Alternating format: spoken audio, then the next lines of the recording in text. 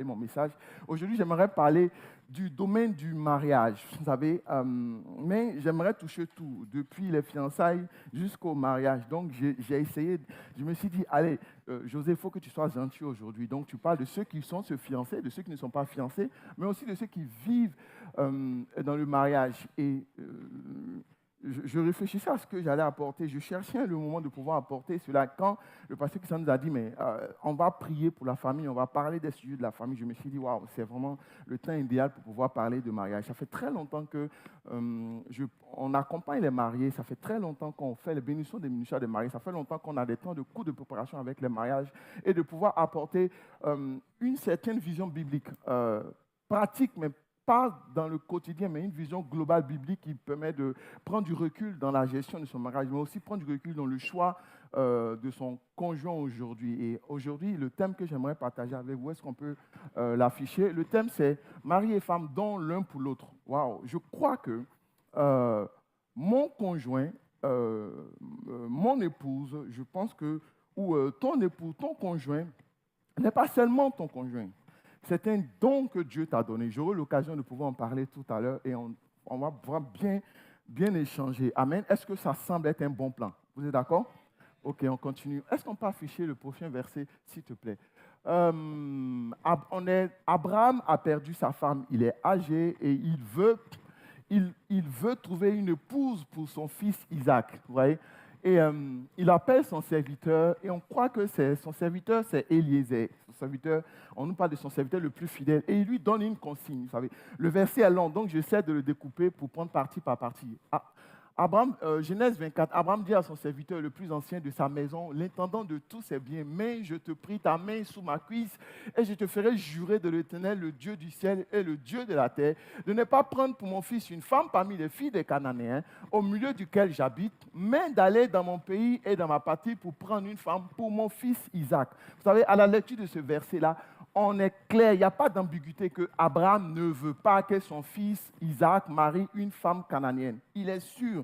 Et il est même prêt à faire des imprécations envers son serviteur. Donc, on ne peut pas douter de cela. Maintenant, pourquoi Abraham, il ne veut pas que son fils prenne une femme cananéenne? On a plusieurs raisons, mais on a deux raisons principales. L'une des raisons principales, c'est que Abraham vit au milieu des Cananéens.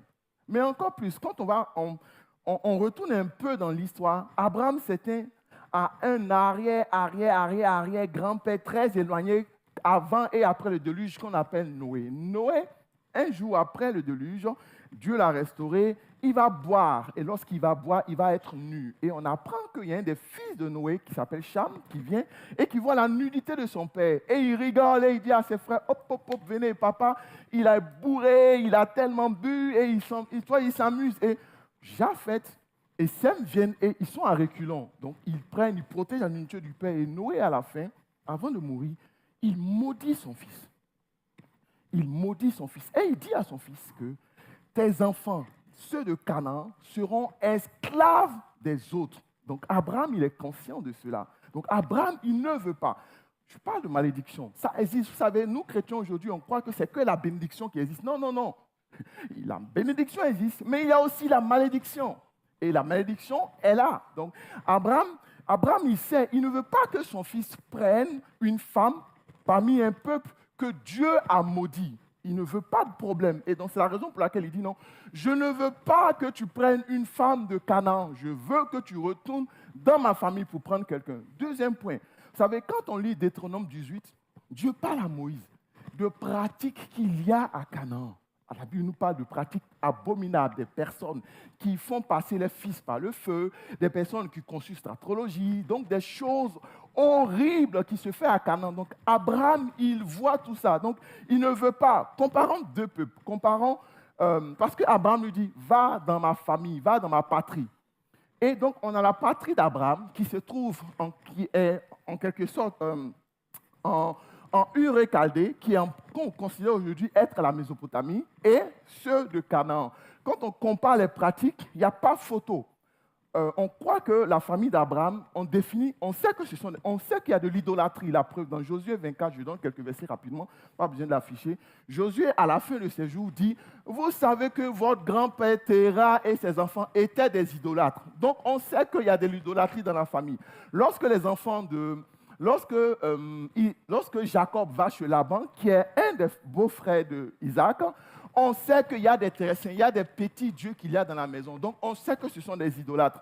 Mais on sait aussi que cette famille-là est descendante de Noé. Donc, dans cette famille-là, en quelque sorte, il y a la notion de Dieu. C'est juste que c'est un mélange de religieux et de paganisme. Mais si on compare les pratiques de la famille d'Abraham et les pratiques des gens de Canaan, il n'y a pas photo.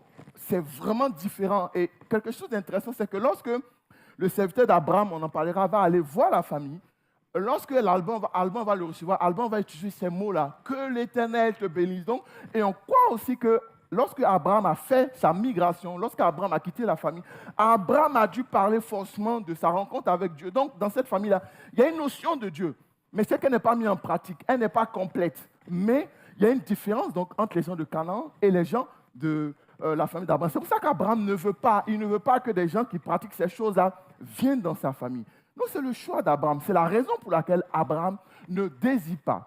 Amen.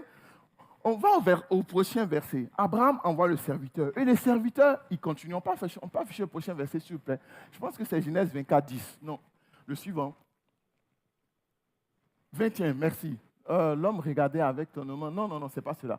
Je pense que je n'ai pas mis la slide avant. Je pense que voilà. Est-ce que tu peux m'afficher ces versets-là, s'il te plaît? À partir de Genèse 24, verset 10. Et donc, dans cette partie-là, c'est l'étape où le serviteur est envoyé par Abraham. Et lorsqu'il part, il arrive près d'un coup d'eau. On va le voir, je vous explique. Il arrive près d'un coup d'eau et il va faire une prière. Le serviteur prit 10 chameaux parmi les chameaux de son Seigneur et il partit ayant à sa disposition tous les biens de son Seigneur. Et il se leva et allait en Mésopotamie, à la ville de Nachor. On a verset suivant. Il fit reposer les chameaux sur leurs genoux hors de la ville, près d'un puits, au temps du soir, au temps où sortent celles qui vont puiser de l'eau. Verset suivant. Et il dit, Éternel Dieu de mon Seigneur Abraham, fais-moi, je te prie, rencontrer aujourd'hui celle que tu désires et use de bonté envers mon Seigneur Abraham. Verset suivant. Voici, je me tiens près de la source d'eau et les filles des gens de la ville qui vont sortir pour puiser de l'eau, que la jeune fille à laquelle je dirai, penche ta cruche, je te prie, pour que je boive, et qui répondra, bois, et je te donnerai aussi à boire à tes chameaux, soit celle que tu as destinée à ton serviteur Isaac, et par là je connaîtrai que tu uses de bonté avant moi. Verset suivant. Il n'avait pas encore fini de parler que sortit de là, de sa cruche, sur l'épaule, Rebecca, née de Bethuel, fille de Mika, femme de Nachor, frère d'Abraham. Verset suivant. C'était une jeune fille belle de figure. Elle était vierge et aucun homme ne l'avait encore connue. Elle descendait à la source, remplit sa cruche d'eau et remonta. Verset suivant. Le serviteur courut au-devant d'elle et dit, laisse-moi, je te prie, un peu d'eau de ta cruche. Verset suivant, elle répondit, bois mon Seigneur, et elle s'empara d'abaisser sa cruche sur la main et lui donna à boire. Verset suivant, ça fait beaucoup. Quand elle eut achevé de lui donner à boire, elle dit, je puiserai encore pour tes chameaux jusqu'à ce qu'ils aient bu. Le dernier verset. Et elle s'empressa de vider sa cruche dans l'abreuvoir et courut au puits pour réussir, et elle puisa encore de l'eau. Un dernier verset suivant, celui-là c'est un bonus que je vous donne. L'homme la regarda avec étonnement et sans rien dire pour voir si l'Éternel faisait réussir son voyage. C'est une histoire incroyable. Vous imaginez, Abraham envoie son serviteur. Son serviteur, il arrive. Et Abraham lui donne une consigne.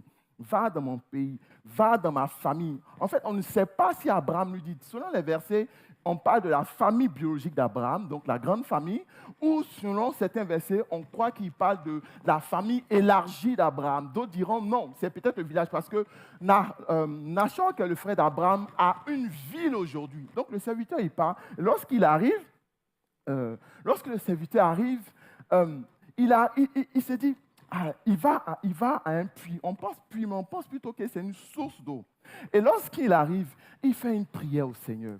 Il dit, Seigneur, que la jeune fille à qui je vais demander de l'eau à boire et pour mes chameaux, que ce soit celle-là qui soit destinée à mon Seigneur Isaac. Et donc, la Bible dit qu'il n'a pas encore fini de parler et qu'on voit une belle dame, une belle fille qui s'approche de lui et il court et il va voir la dame pour lui dire, mais est-ce que tu peux me donner de l'eau? En fait, le serviteur, il sait très bien. Il part en soirée. La Bible parle en soirée, donc on pense au coucher du soleil. C'est l'heure où les femmes vont puiser de l'eau, comparé à la femme samaritaine qui était allée puiser de l'eau lorsque les gens ne vont pas puiser de l'eau parce qu'elles voulaient se cacher. Ben, cette heure-là, c'est l'heure où les jeunes femmes vont puiser de l'eau pour la préparation, pour les bains et tout et tout. Et donc, il sait que à cette heure-là, les jeunes filles, elles sont occupées aux travaux et aux tâches ménagères. Elles ont du boulot. Elles doivent prendre de l'eau à la source. Elles doivent le ramener à la maison. Elles doivent peut-être encore revenir prendre de l'eau. Donc, elles sont occupées. Donc, lorsqu'il dit à quelqu'un, donne-moi de l'eau, il ne demande pas juste à quelqu'un qui est oisif. Il demande à quelqu'un qui a du boulot. Rebecca avait énormément de boulot. Elle vivait chez son frère Laban. Donc, quand il arrive, il lui demande, donne-moi de l'eau à moi. Mais il lui dit en plus, donne-moi de l'eau à mes troupeaux. Et le serviteur, il a une prière qu'il fait. Sa prière, c'est « Waouh, Seigneur, je veux m'approcher de quelqu'un. Je veux que la personne que tu m'envoies soit quelqu'un de serviable. » Premier point, non, il fait une condition. Mais dans la condition, il y a plusieurs points. Les amis, aujourd'hui, bien aimés, on ne peut pas douter de la serviabilité de Rebecca. Rebecca est serviable. Donc, dès qu'il arrive que Rebecca lui demande, elle s'empresse. Rebecca, elle est serviable. Elle voit quelqu'un, certains l'ont connu. Elle ne le connaît pas. Elle court direct et elle va essayer de l'aider. Donc, c'est la serviabilité de Rebecca. Le deuxième point, c'est qu'il lui demande, donne de l'eau aussi à mes chameaux. C'est là que ça devient compliqué. Les amis, pour comprendre le travail que Rebecca est en train de faire pour ce monsieur-là, il faut essayer d'analyser ce qu'elle a déboussé comme énergie. Je vous donne une image. J'ai trouvé une cruche. Est-ce qu'on peut afficher la cruche, s'il vous plaît? Voilà, c'est une cruche qui date de l'époque, pas forcément de l'époque, mais c'est une cruche mésopotamienne et on pensait qu'à cette époque-là, les cruches faisaient autour de 20, on pense 20 à 22. J'ai pris une cruche à manche parce que la Bible dit que Rebecca avait la cruche sur l'épaule. C'est une cruche et on croit qu'elle fait autour de 20 litres. Les amis, les chameaux, en moyenne, en âge adulte, ils boivent 150 à 200 litres. Donc, on va faire la moyenne. On va prendre 150 litres. On pense qu'un chameau adulte va boire 150 litres. Donc, avec une cruche de 20 litres, Rebecca va faire 75 tours. Donc, 75 tours. Mais comprenez, lorsque les chameaux viennent boire, ils ne vont pas boire uniquement dans la source d'eau. Ils ont un abreuvoir. C'est ce que la Bible dit. L'abreuvoir est souvent éloigné de la source d'eau. Donc, Rebecca va se retrouver. Et ce qui est étonnant, la Bible dit que Rebecca, elle court. Waouh, Rebecca, elle court. Donc, elle vient prendre de l'eau. Elle part ici. Elle prend de l'eau. Elle vient ici. Elle prend. Elle s'occupe. Et le serviteur d'Abraham, il regarde. Il dit, il est étonné. Il dit, waouh, mais qu'est-ce qui se passe? Il se pose des questions. Mais waouh, cette femme-là, Rebecca est une bosseuse. Donc, il demande quelqu'un qui est serviable. Il demande quelqu'un qui est travailleuse. On est dans le contexte de l'Ancien Testament. Hein. Je ne sais pas si vous me comprenez. Je ne mets aucun jugement. Je vais sortir vivant de là. Donc, pardonnez, bien-aimés, ce n'est pas moi, c'est la Bible. Qu'est-ce que le pasteur Christian dit? On est là pour interpréter. Ça reste juste dans l'interprétation. Pardonnez. Ayez pitié de moi. Ma femme m'attend et j'ai encore un enfant qui m'attend. Voilà. Donc,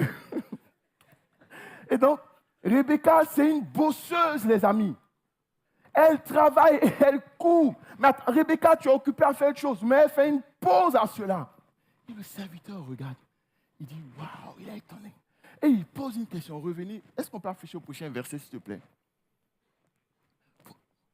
Oui, prochain verset. Verset 20. Voilà.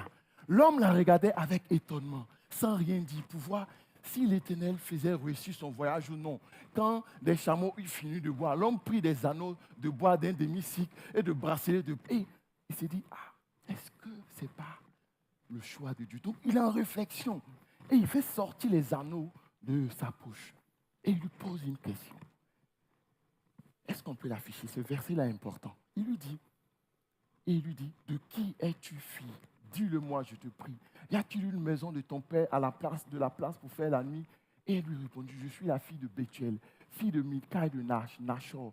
Il lui dit encore, il y a chez nous de la paille et du fourrage en abondance, et aussi de la place pour passer la nuit. Alors l'homme s'inclina. Il dit, ça c'est... Parce qu'Abraham lui a dit, va prendre quelqu'un de ma famille. Il dit, j'arrive là, je trouve une fille. C'est vrai, je me suis approché de cette fille-là parce qu'elle était belle, elle était bien. Donc je me suis dit, peut-être, je veux quand même une belle femme pour mon service, pour mettre. Et il fait fi de ce qu'Abraham lui demande. Mais sur la condition du fait qu'une femme qui soit serviable, une femme qui soit généreuse, une femme qui soit hospitalière, il trouve une femme, Rebecca, qui est de la famille de son maître. Rebecca, si je ne me trompe pas, est la nièce d'Abraham. Il est étonné. Et cette réponse-là, il se rend compte, non, je ne peux pas faire cela si ce n'est pas Dieu. En fait, ici, le fait de la famille, c'est le témoignage.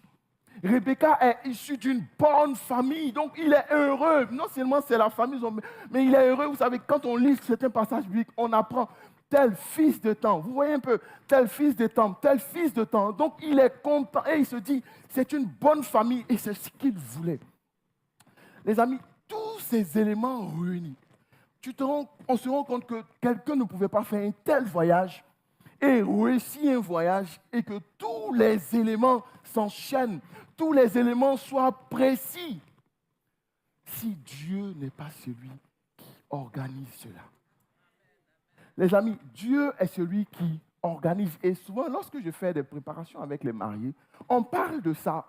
Et ce temps de préparation, je l'appelle la conviction du choix du bien-aimé. Dieu est celui qui a organisé la rencontre. Isaac était loin, il ne savait même pas, je ne sais même pas s'il savait qu'on partait chez une femme. Et Rebecca était de son côté. Mais Dieu les a permis de se fiancer sans se voir. Dieu les a permis de se rencontrer sans se voir. Dieu leur a permis à ce qu'une histoire vienne entre les deux. Est-ce qu'on peut afficher le prochain verset qui me marque? Vous savez, Dieu est tellement bon. Proverbe 19, 13 dit, un fils insensé est une calamité pour son père, et les querelles d'une femme sont une gouttière sans fin. On peut hériter de ses pères une maison et des richesses, mais une femme intelligente est un don de Dieu. Ce verset-là, je crois qu'il s'applique aussi aux hommes. Donc les femmes disent Amen, mais les hommes aussi disent Amen. On équilibre en même temps. Et ce verset-là ne s'applique pas qu'aux femmes. Il s'applique aussi aux hommes. Pourquoi? Ce verset-là nous dit qu'un conjoint est un don de Dieu. Les amis, votre conjoint est un don de Dieu. Votre époux est un don de Dieu pour vous. Votre épouse est un don de Dieu pour vous. Si vous le comprenez avec cette perspective, ça change les choses, ça change la compréhension de mon conjoint. Et ce qui est tout au long de la Bible, Dieu, c'est un principe divin. Dieu fonctionne au don. Le don de Jésus. Jean 3,16. Dieu a tant aimé le monde qu'il a donné son Fils unique. Dieu fait don du Saint-Esprit.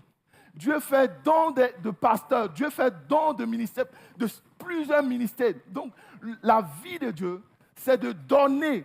Et quand Dieu nous donne au-delà de nos attentes. Donc, c'est ainsi. Dieu fonctionne en don. Si Dieu vous aime, si Dieu va vous offrir quelque chose. Mais le don que Dieu fait, il est immérité. Je veux dire quoi par là? Je veux dire que, bien-aimé, ton épouse, le don que Dieu te fait au travers de ton épouse, c'est un don que tu ne mérites pas. Je vais le montrer. Est-ce qu'on peut prendre le prochain verset, s'il vous plaît? Toute grâce excellente et tout don, répétons ensemble, et tout don parfait descend d'en haut du Père des Lumières, chez qui il n'y a point d'ombre de variation. Le souci souvent, c'est qu'on se dit, Seigneur, le gars qui est à côté de moi là, je ne le vois pas vraiment comme un don. Hein? C'est, Seigneur, la sœur que tu m'as donnée, comme Adam le disait, c'est la femme que tu m'as donnée quand il y a les problèmes. Seigneur, la femme que tu m'as donnée là, ce n'est pas vraiment un don. Et c'est là qu'on se trompe. La vision du don de nous les hommes, elle est différente de la vision spirituelle du don. si moi je vous fais un don, allez, c'était Noël récemment, on s'est fait des dons, on s'est fait des cadeaux. On se fait des dons qu'on aime. On est d'accord? Moi, vous me faites un don que je n'aime pas, c'est chaud. Bon, je ne vous le dis pas directement. Je ne mets pas sur le bon coin, non. Mais on fait des dons qu'on aime. On fait des dons qu'on apprécie. La vision spirituelle, c'est différent. Quand Dieu vous fait un don, il vous fait un don qui va vous permettre de vous améliorer. Dans le bon côté, mais comme dans le côté qui peut vous faire souffrir. Mais le but, c'est que vous grandissiez. C'est comme ça que Dieu fonctionne. Donc, quand Dieu vous fait un don, il le fait pour que vous puissiez grandir. Plusieurs exemples. Dieu a dit aux Juifs, je vous envoie sur le terrain où coule le lait et le miel. Franchement, quand j'ai lu le verset, je me suis dit, les gars, tranquille. On va quelque part, on va à la plage, quoi. On va, on rencontre des gens. Salut, c'est comment? Il y a un endroit où il y a le lait, il y a le miel, les raisins, c'est énorme. Mais non. Quand Dieu envoie, quand Moïse ou Josué envoient les espions, parmi les espions, il n'y a que deux, Moïse, deux, Josué et Caleb, qui disent on peut prendre cela. Et les autres disent non, ce n'est pas vrai, ce n'est pas un don, Dieu nous envoie à la mort. Pourquoi Dieu nous fait un don? Parce que souvent, pour ce peuple-là, dans la traversée vers le don pour eux, dans le fait de rentrer en possession de leur don, Dieu attendait une chose, c'est que le peuple de Dieu compte sur Dieu, s'appuie sur Dieu. En fait, Dieu voulait que son peuple dépende de lui. Donc, lorsque Dieu vous fait un don de votre conjoint, lorsque Dieu vous fait un don de votre épouse, Dieu sait qu'il y aura des temps difficiles. Dieu est conscient de cela. Dieu sait que vous allez passer par des temps difficiles. Mais Dieu attend que, lorsque vous passez par des temps difficiles, vous vous mettiez ensemble pour grandir et avancer ensemble. Donc Dieu sait que lorsqu'il vous fait don de votre partenaire, c'est pour que votre partenaire vous fasse grandir. Les amis, il n'y a pas quelqu'un qui vous connaît plus que votre épouse. Il n'y a pas quelqu'un qui vous connaît le plus que votre mari. Donc si vous racontez des choses dehors, que ces choses-là ne sont pas vraies, il suffit juste d'un regard de votre épouse, vous la connaissez, hein? Il suffit juste de votre regard et elle vous dit que, ah, vas-y doucement là, que tu exagères un peu. Donc, on se connaît et c'est la raison pour laquelle Dieu passe par votre conjoint pour vous transformer. Dieu va vous transformer par le pasteur, Dieu va vous toucher par le Saint-Esprit. Mais Dieu va vous rendre parfait également par votre conjoint. Et c'est ce qui est important. Et donc, pourquoi pour moi, je le dis? Parce que dans tout ce que je viens de dire, le serviteur a été convaincu. J'ai marqué dans la conviction du choix du conjoint. Le serviteur a été convaincu dans son cœur. Il est sûr que Rebecca est l'épouse d'Isaac. Et donc vous, dans votre démarche, lorsque vous êtes sûr que votre conjoint est celle que Dieu vous a donnée, est celle que Dieu a mise sur votre chemin, ça vous donne du recul pour dire, si Dieu me donne quelqu'un, si Dieu me met avec quelqu'un, ce n'est pas pour mon malheur. Ce n'est pas pour me faire du mal. Ce n'est pas pour m'amener à la mort. C'est aussi pour mon bien. C'est aussi pour que je grandisse. Et ensemble, on travaille. Et donc, voilà un peu comment est-ce que le serviteur va pouvoir travailler, va pouvoir avancer et ramener Isaac pour l'épouse et Rebecca. Ensuite,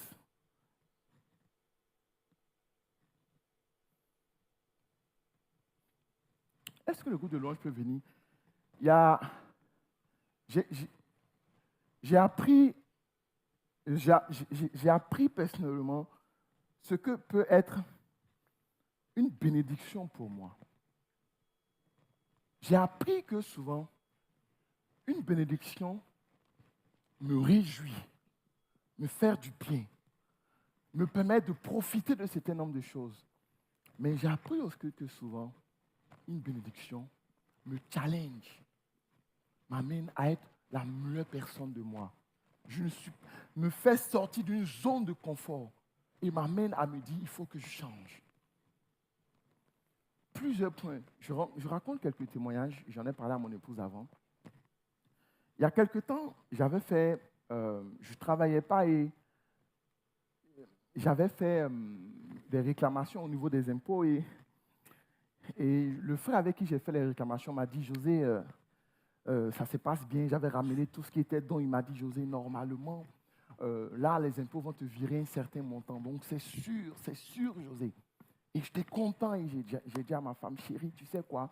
Les impôts vont me virer un certain montant. On peut aller en vacances. Vous savez ce qu'elle m'a dit? Elle m'a dit, non, on ne va pas en vacances tant que je ne vois pas l'argent des impôts. Sois spirituel quand même. Hein. On a la foi.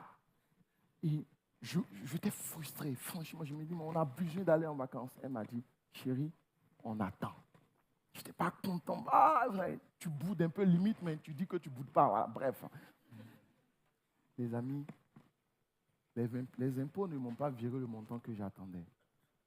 Ils m'ont viré un montant qui était pratiquement 20 fois inférieur au montant que j'attendais.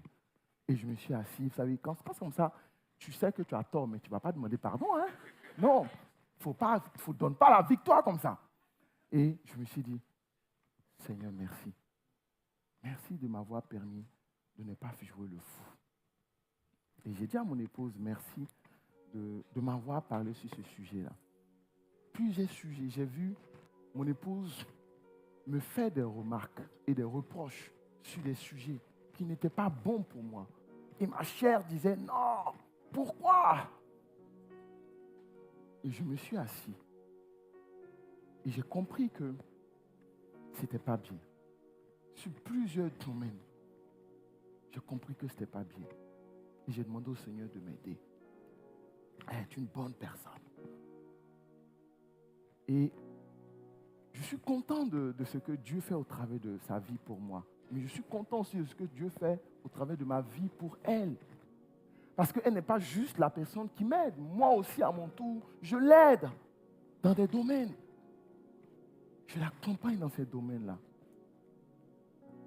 Et on apprend à gérer ces choses-là. J'ai fait un résumé. Vous savez, j'avais tellement de choses à dire. J'ai fait un résumé. J'ai sauté beaucoup de notes. Je vais partir aux applications. C'est ce qui est important pour moi, pour qu'on prie. Première application, je vous ai parlé de ce que Abraham a voulu que son frère, son serviteur, parte chercher une femme dans sa région. Vous savez, cette application nous enseigne qu'il faut se marier. Je le dis. Souvent, on nous dit qu'on ne dit pas. Mais dans le mariage, préférez vous marier avec des gens nés de nouveau. Ce que je dis est peut-être, oui, je comprends que ça peut gêner. Je le reconnais qu'on a des frères et des sœurs qui sont mariés avec des gens qui ne sont pas convertis. Donc, c'est lourd ce que je dis, oui, mais je ne peux pas faire semblant. Je ne peux pas dire non, comprendre non. Si vous avez un choix, mariez avec des gens qui sont nés de nouveau, des gens qui connaissent le Seigneur, des gens qui aiment Jésus comme vous. Ça doit être une priorité. La priorité ne doit pas être une autre chose. Cherchez quelqu'un qui connaît le Seigneur. La Bible dit dans le livre de Corinthiens, est-ce que je l'ai mis? Est-ce qu'on peut l'afficher? Sinon, je vais vous le lire. Qui dit, ne vous mettez pas avec les infidèles sous le joug étranger. Car quel rapport y a-t-il entre la justice et l'iniquité et qu'il y a entre la lumière et les ténèbres? Quel accord y a-t-il entre Christ et Bélial et le fidèle et l'infidèle? Les amis, dans le mariage, si vous voulez vous marier, et je crois, mettez-vous avec quelqu'un qui est né de nouveau. Pas de compromis. Vraiment, je le dis et je veux encourager nos frères et nos sœurs. Je ne suis pas dans un jugement. Je ne sais pas si vous me comprenez. Je ne suis pas dans un jugement. Je ne suis pas en train de dire que ceux aujourd'hui qui ont marié des personnes, non, je ne parle pas de ça. Je parle juste de quand vous allez rencontrer quelqu'un. Privilégiez quelqu'un qui est né de nouveau. Quelqu'un qui pratique les choses que vous pratiquez. On a vu souvent pendant nos entretiens, beaucoup de personnes qui viennent nous voir. J'aimerais que mon mari vienne à l'église. J'aimerais que mon épouse vienne à l'église. Mais ce n'est pas nous qui convertissons. Ce n'est pas nous qui faisons ces choses. Nous, on ne peut pas forcer un conjoint à venir à l'église. Et souvent, dans la gestion de ces choses, lorsqu'il y a des conflits, on est en galère. Parce que si c'est un frère de l'église, c'est une sœur de l'église, on a une certaine autorité. Mais quand ce n'est pas quelqu'un qui vient de l'église, c'est difficile pour nous de pouvoir intervenir. Mais on fait tout pour pouvoir intervenir. Mais ça ne veut pas. Mais au-delà de ça, même si ça arrive, on continue de prier aussi pour que Dieu touche le conjoint, pour que Dieu mette la main sur le conjoint, pour que le conjoint voit. Parce que la Bible dit que la personne chrétienne aussi sanctifie son conjoint. Donc, même si elle n'est pas chrétienne, mais elle reçoit aussi les bénédictions que vous avez par vous. Et on prie pour cela. Deuxième application. Vous savez, lorsque le serviteur a vu Rebecca, il a été attiré par sa beauté. On est d'accord, n'est-ce pas? C'est ce que la Bible dit, hein? Il était attiré par la beauté. C'était le prérequis, mais ce n'était pas la finalité. Est-ce que vous me comprenez? Trop de frères et de sœurs ont que comme principale base, il faut qu'ils soient swag, beau, qu'elle soit belle. Waouh! Non, c'est un prérequis. Mais ce n'est pas la finalité. Bien sûr, souvent quand on parle avec les sœurs, il y a des sœurs, il y a des frères qui me disent quand même, il faut que la personne avec qui je me marie m'attire. Mais bien sûr, il faut qu'il t'attire. Bien sûr. Mais ça ne doit pas être la finalité. Si tu te dis, moi, mon conjoint, moi, ma conjointe, allez, la beauté, c'est mon seul critère de base. La Bible dit que la beauté est... Souvent, je vais être terre à terre avec vous. Souvent, je regarde les choses du monde et je vois Brad Pitt. C'est mon côté... comment ça s'appelle, ceux qui parlent un peu trop, voilà. Et Angelina Jolie, la femme la plus belle au monde, plusieurs années, et Brad Pitt, l'un des plus beaux gars au monde. Ils ont divorcé. Donc, c'est la preuve que la beauté ne maintient pas le foyer. Donc, si tu te mets avec quelqu'un parce que, elle est belle, il est belle, il est beau, ok. Est-ce que je me justifie là? Je suis ivoirien, je ne suis pas français. Et quand le serviteur part, il voit qu'elle est belle. Et il dit, maintenant, ma condition. Donc, si vous voyez quelqu'un que vous aimez, c'est bien. Mais allez voir comment est cette personne. Ne vous arrêtez pas juste au fait que je l'aime, on s'aime et c'est fini. Et souvent, lorsqu'on nous faisait une préparation, beaucoup de couples, on leur demande, mais est-ce que tu le connais? Est-ce que tu connais ses défauts? Quel genre de personne? Non, je ne le connais pas. Il est parfait. Non, on s'entend bien. Non. Prends le temps avec lui. Même si tu es convaincu que tu peux tomber sur quelqu'un de narcissique. Tu peux tomber sur quelqu'un qui ne demande pas pardon. Quelqu'un qui veut toujours avoir raison. Tu peux tomber sur un escroc. Ah oui. Non. On ne dit pas tout, mais on a tellement d'histoires. On a des personnes ici, des sœurs comme des frères. Ce sont des escrocs. Il y a quelques années, il y a un frère qui est arrivé ici. Et sa spécialité, c'était de s'approcher des sœurs seules, un peu âgées, et de montrer qu'il était intéressé. Et il savait que les sœurs allaient l'apprécier. Et à la fin, c'était de faire quoi? Il demandait de l'argent. Il en a pris 3 000, 2 000, 4 000. C'est un escroc. Donc, si tu marches avec quelqu'un et il commence à te raconter ses problèmes, fais attention. Souvent même, tu as une personne qui... On est juste en train de marcher, apprendre à se connaître.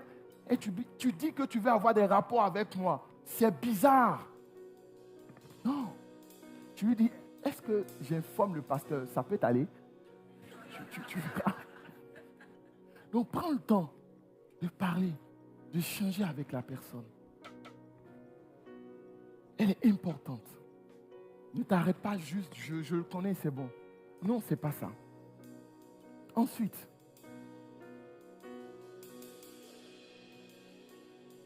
le dernier principe sur lequel j'aimerais y compris ensemble,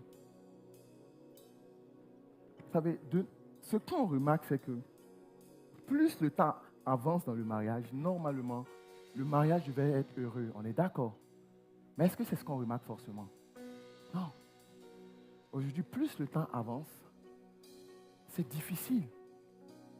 Il y a quelque temps, quand ils se sont mariés, ils étaient heureux, ça s'aimait, c'était fou, ça postait des profils sur WhatsApp. Aujourd'hui, vous voulez savoir si un couple s'aime, regardez le WhatsApp.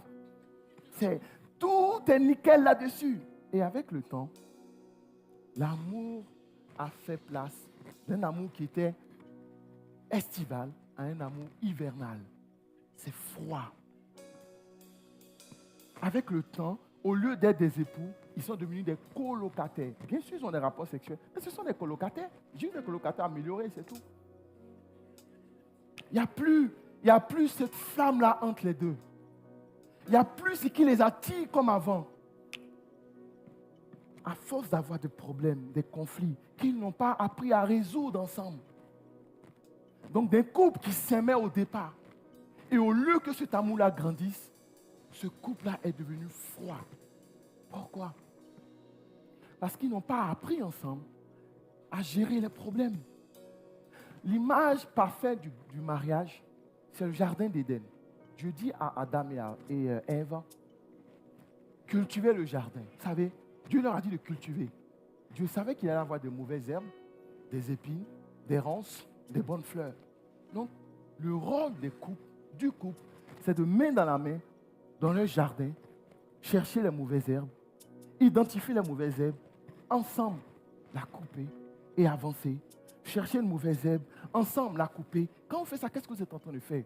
Vous êtes en train de parler avec votre conjoint, de voir les défauts de votre conjoint, de voir les problèmes de votre partenaire et de lui dire avec respect, avec amour.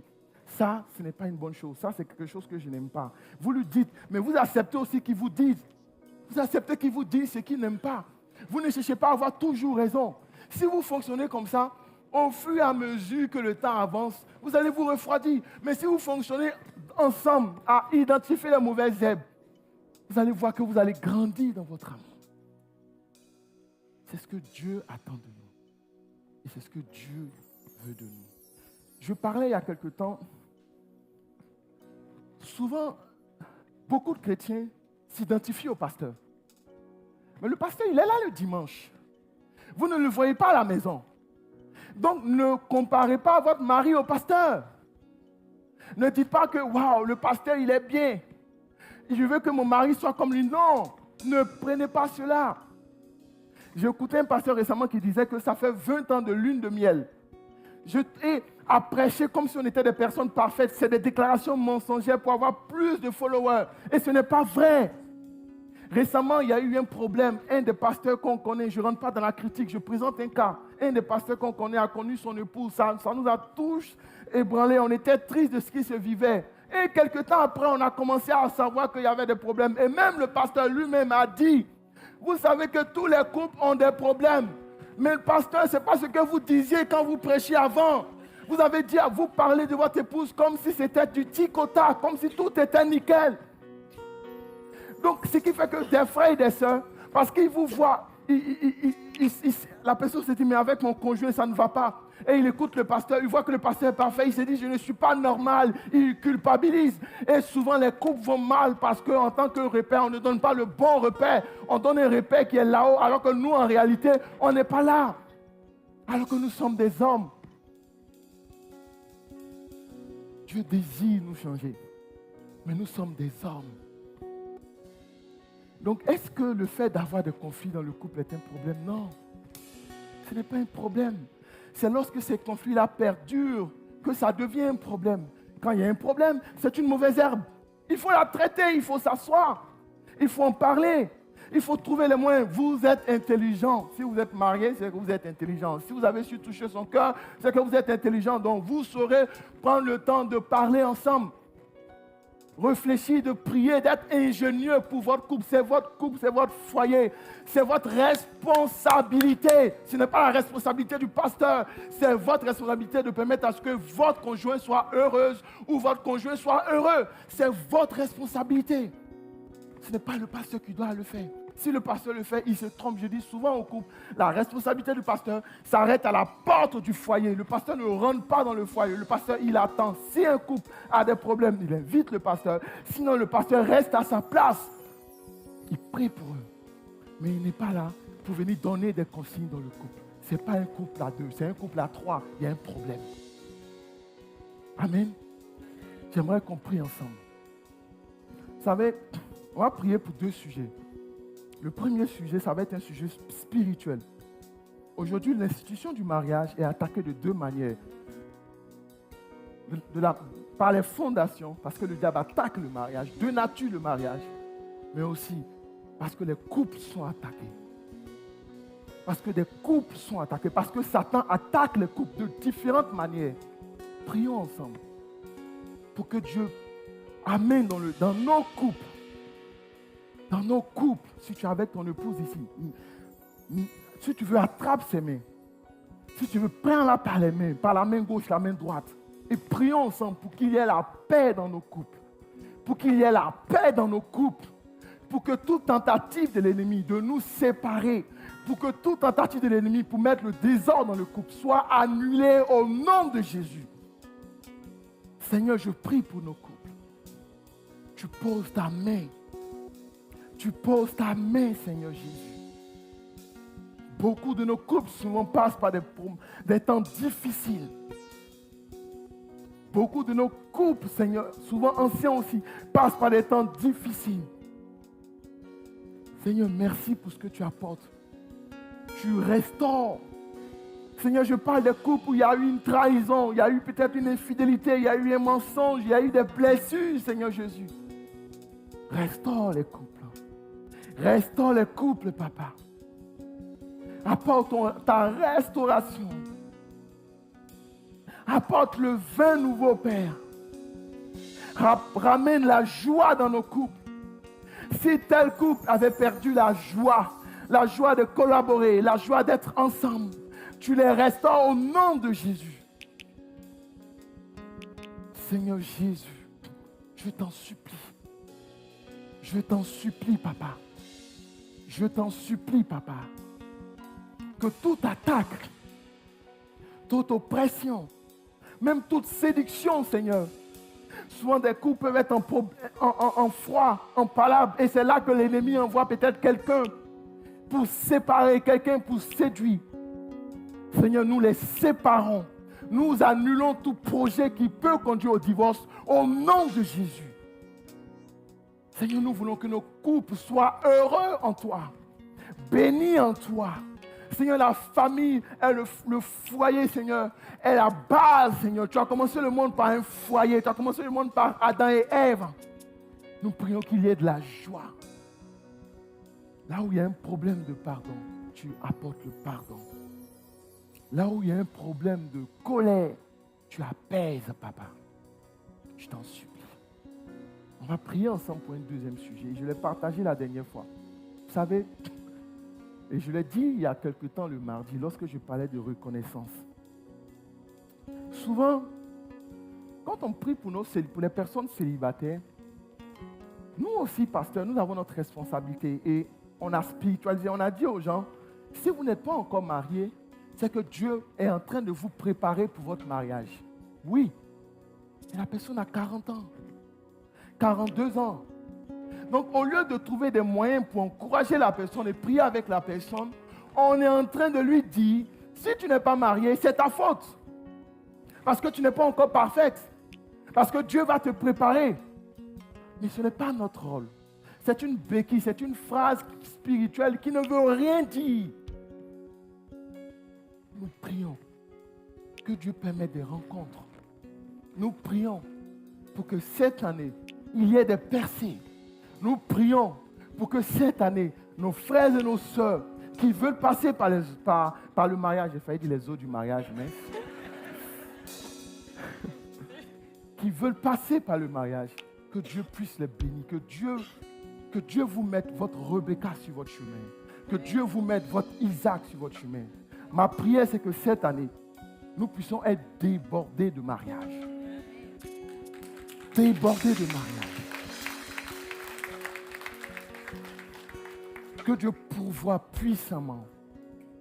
Que Dieu pourvoie puissamment. Et si il y avait peut-être des blocages de comportement, des blocages, même des blocages qui peuvent être spirituels, que Dieu les brise au nom de Jésus. Seigneur, merci pour ta grâce. Merci pour ta grâce. Seigneur, merci. Je prie aujourd'hui, Papa, pour que tu bénisses abondamment nos bien-aimés célibataires. Bien une fois, Seigneur, en échangeant avec nos frères et nos sœurs, nous entendons le cœur peut-être qui crie de solitude. Seigneur, nous ne pouvons pas, nous ne voulons pas juger, nous voulons juste prier. Bénis, Seigneur. Viens apporter une bénédiction. Viens apporter un don excellent. Viens apporter une grâce au-delà de leur attente. Et que cette année, que ce temps de jeûne et de prière pour la famille soit un temps de percée spirituelle. Merci, Papa. Merci de garder dans nos cœurs, de prier pour les célibataires, de prier pour nos frères seuls, de prier pour nos sœurs seules. C'est en ton précieux nom que nous avons prié. Amen.